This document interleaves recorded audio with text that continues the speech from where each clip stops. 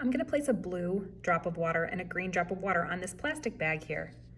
And then I'm gonna drag you can use a pencil, but in this case I'm gonna use a toothpick through the drop of water. And I want you to write down what you observe happening and then see if you can explain it. Make a hypothesis to explain your observation. So first a blue drop,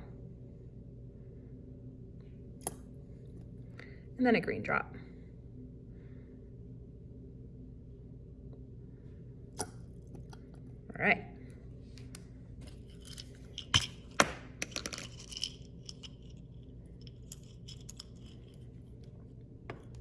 What do you think is going to happen?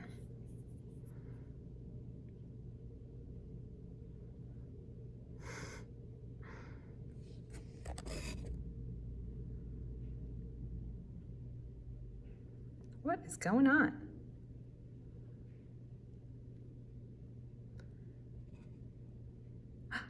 Pretty.